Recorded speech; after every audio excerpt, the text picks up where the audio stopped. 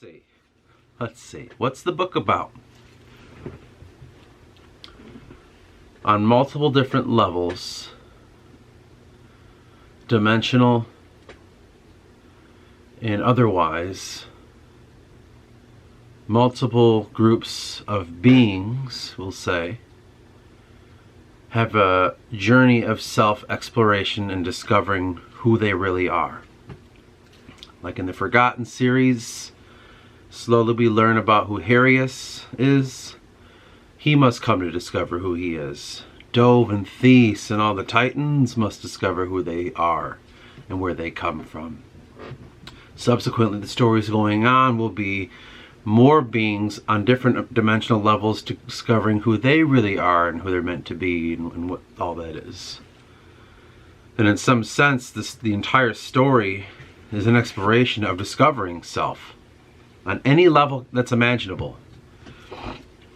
I've always felt, now that I speak about this, I've always felt that there was some sort of kinship that we all share. There are certain groups of us that are capable of certain thoughts that pervade all things to us. Like, we just can't help but think this. But we find each other. And in the finding of each other, we discover, oh, like, we're not so alone in these thoughts. We can find some kinship in whatever it is, you know, like you could say spirituality or God knows, whatever else, like, you can find kinship with other people in this fucking world. And it's pretty amazing. So, in saying that, I discovered a new book that is exactly what I'm after. It's exactly what I'm imagining with my story going forward. It's called Star Maker by Olaf Stapledon. Dude, this is Harius. This is like his whole story. To put it simply, it's a guy on Earth, kind of melancholy, kind of feeling, you know, what the world really is and feeling unaccomplished in a sense and questioning, is this life? Is this what it's all about? Is this an accident? Is this on purpose? What is all this shit? Somehow he disassociates himself from his body so much that he goes traversing in the universe.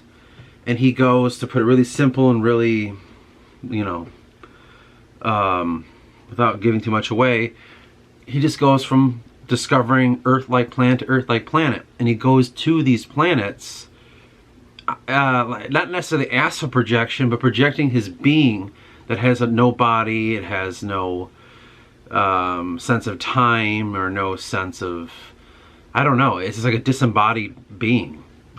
And he enters other beings on these planets and lives with their experiences, and eventually that being learns how to project, and they turn into this community of collected souls that are going around the goddamn universe together, experiencing Earth-like planets to try to uncover the truth of what's really going on, what's this all about. And you know, and it really talks about spirituality, or they talks about, you know, man's search for himself and in the universe. It's this whole ass thing.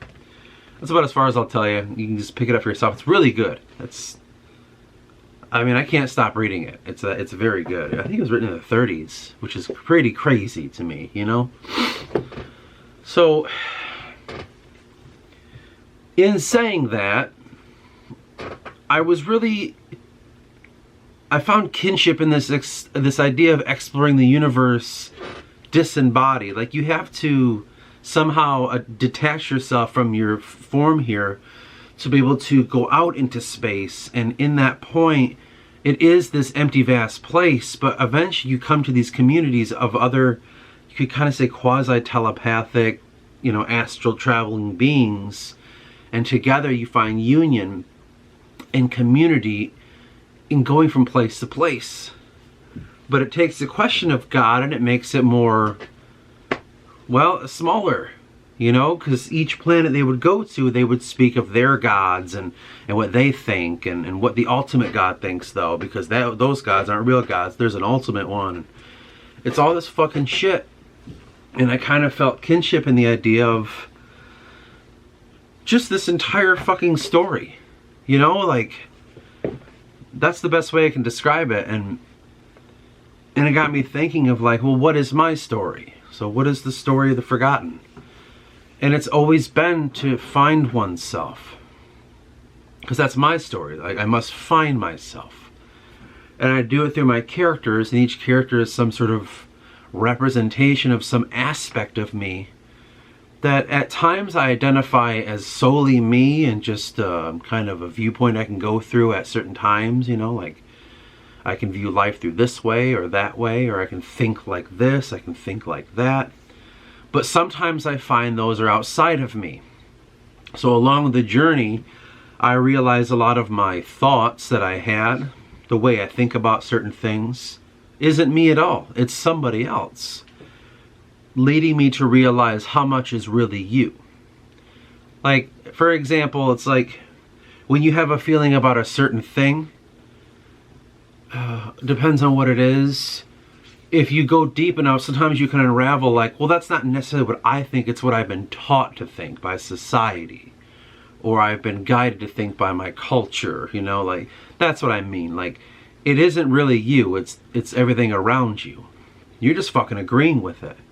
You don't really love that movie. Everyone else does, and you feel like you should too, so you can participate and be part of it. You know what I'm saying?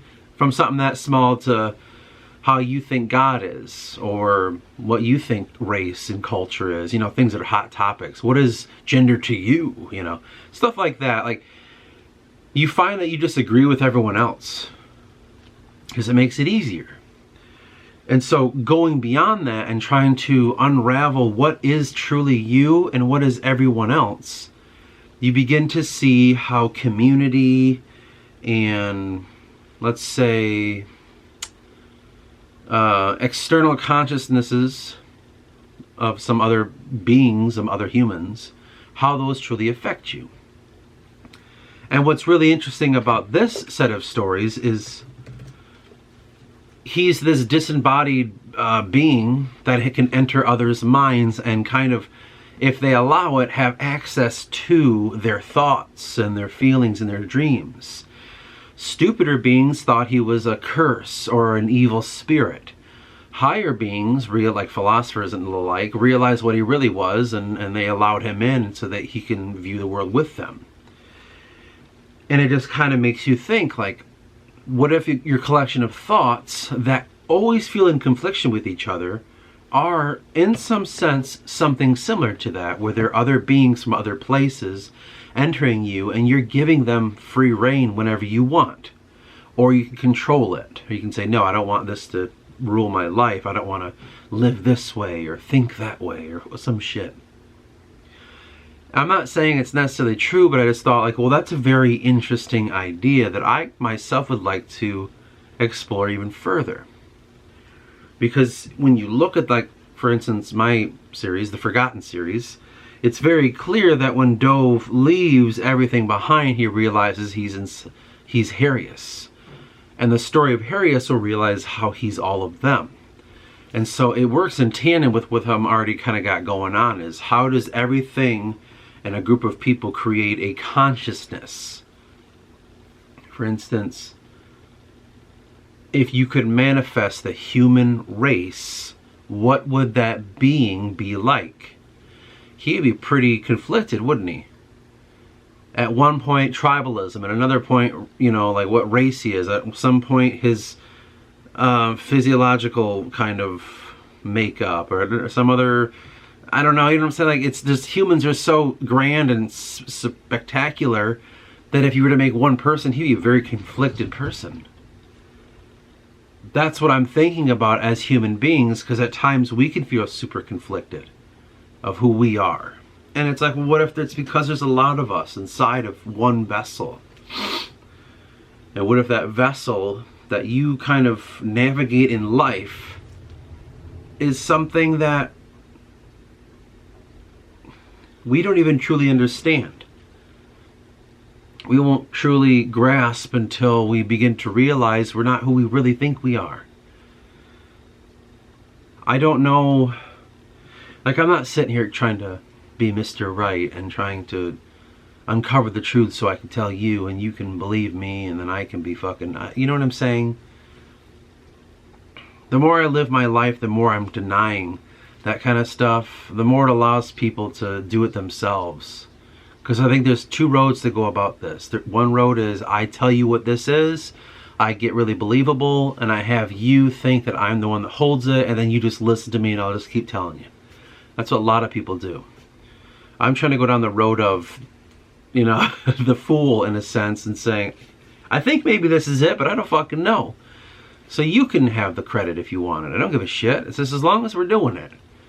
That's the road I'd rather go down, because I've thought about it. All it takes is me being more confident and me saying, like, you gotta believe this shit, man.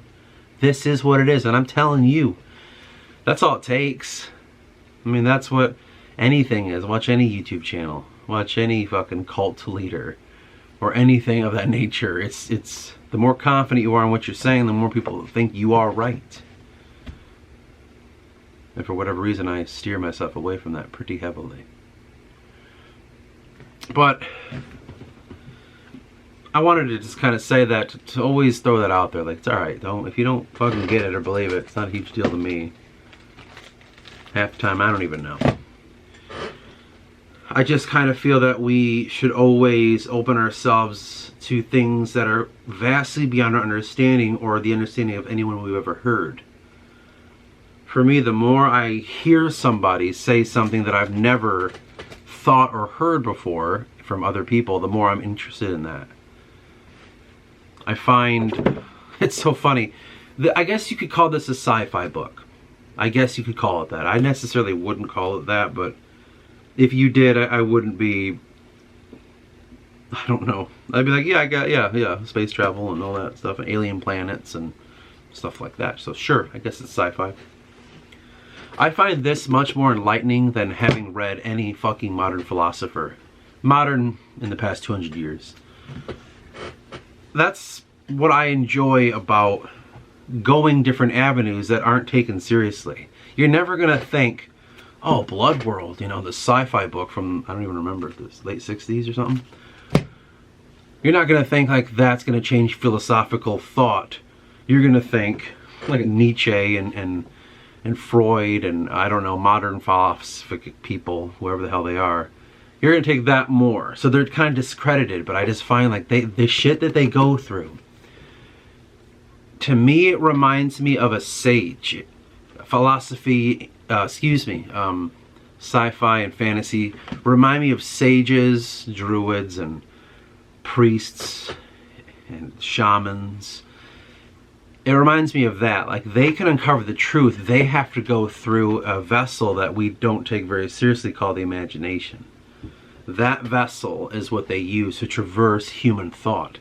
It's just not taken seriously because you can't quantify that. You know what I'm saying? You can't disprove. There's no logic to it. So clearly that's not correct. That dumb shit. That's why I take this more seriously, because through imaginative work, I've discovered and unraveled aspects of myself that I could never begin to tell you how it's changed my entire fucking perception. How my entire being is not going to be the same ever again because I've learned to unravel what the imagination is to me. And in doing that, I was able to uncover aspects of myself, threw them into stories, and learn how to change my psychology and my mental state through the exploration of stories I thought at one point were made up, but in reality are struggles and metaphors and allegories and mythology that ride within myself, that echo some sort of human truth outside of me. If I would never have thought of that, I would never have uncovered that if I didn't begin to work in imagination. And to round this whole thing back, in reading Star Maker here, and thinking about my mythology of transcendental thought and discovering self through the multitudes of selves that you can discover, it began in me the idea that there is much more to this world, to this mind, than we could ever perceive. Like reading, like for instance, reading secret fucking teachings of all the ages. Or let's say I'm reading some of my I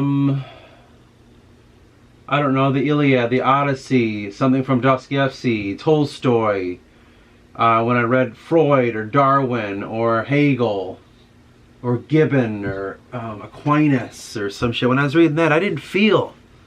I was like, yeah, okay. Like I could see like how this changed the world in its own way, and how philosophies inside of these things in some cases, especially like the brothers Karamazov and all that, I can understand.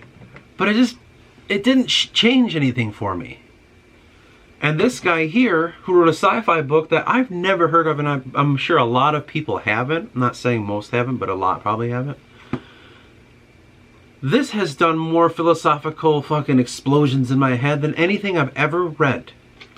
I'm not even done with it. And for me, that's why the vessel of, let's say, sci-fi fantasy, I know they're separate, but we'll kind of set them together for right now. That is the vessel in discovering self in more ways than you could ever. It blows my mind. Like that to me is the way you discover anything. You have to navigate through it into the imagination, because it's like, in some sense, you want to go out and discover what something is. Why are we here? What is the universe? You know, all these big questions. But your body wants these rigid little fucking, like, well, I need to know exactly how it's shaped. I need to know exactly how it looks. I need to know exactly how it works. And you know what I mean? Like, your mind really wants to fucking focus in. And you just simply can't fucking do that with things you'll never understand.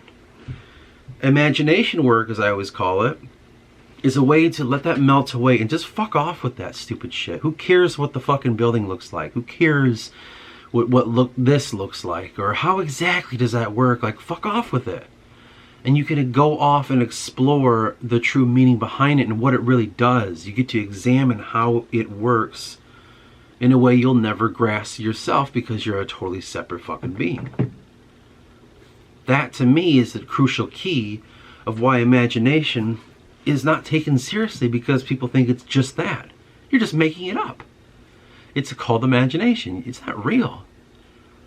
And you want to tell people, like, no, this is ultimate truth here.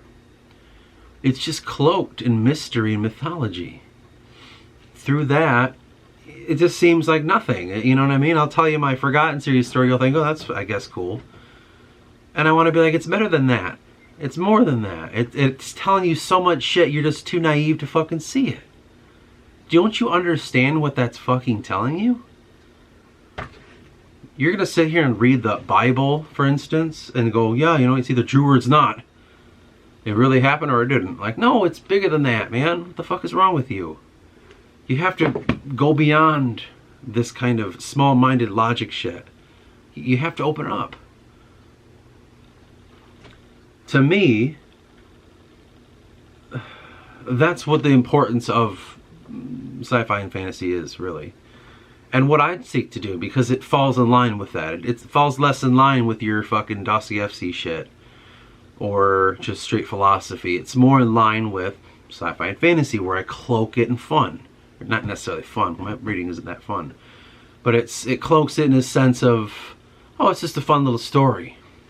No harm done. I just read it, and if I don't like it, I don't like it.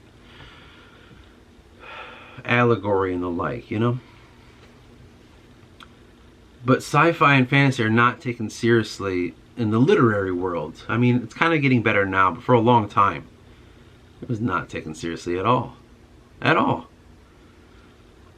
And now you can understand why, because people think the imagination is just that. That's just the imagination. There's nothing profound in here, besides what affects the person in creating it. And maybe sometimes they'll have a clever little thing about society that will reflect upon at some point, but generally it's just a child's story for children. And that to me that's a very strange way to think, but that's just kind of, for the longest time, what it's always been.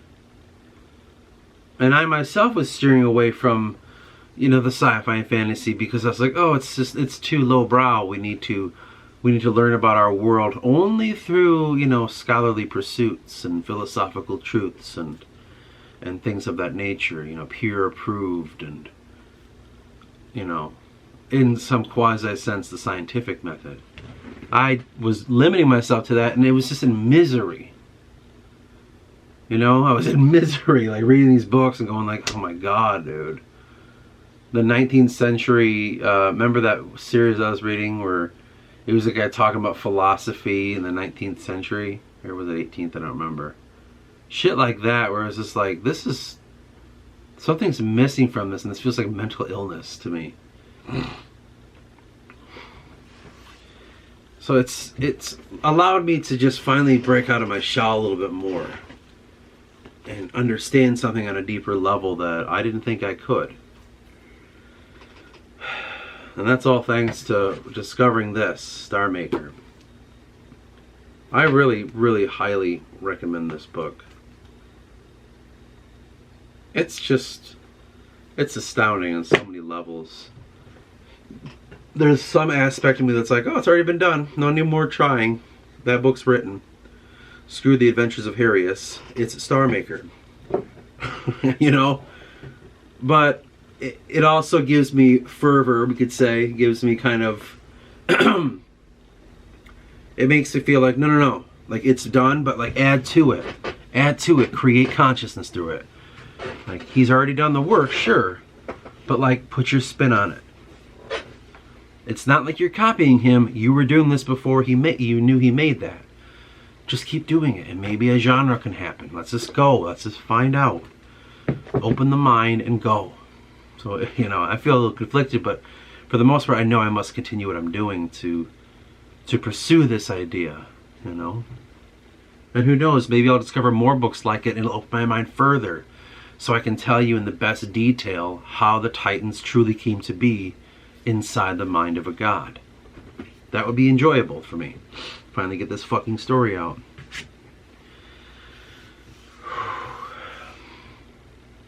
But yeah, man, that's all I really wanted to say today. I was just kind of excited to tell you about this book called Star Maker, and I wanted to kind of wrap it next to how my Forgotten series is and what that means to me, and to tell you like what the entire thing means to me and how sci-fi is more important than it should be, and just wanted to lay that out for you in the most concise way that I can with how scatterbrained I always am.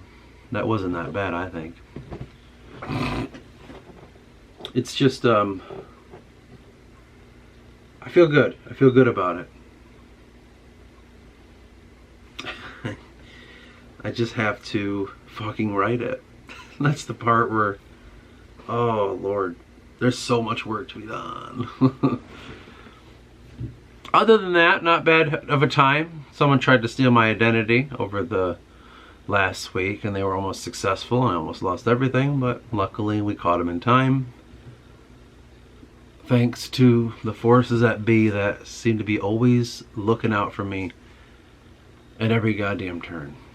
I swear, whoever or whatever is looking out for me all the time, that never allows me to go through hardship, whoever you are, thank you. Holy moly.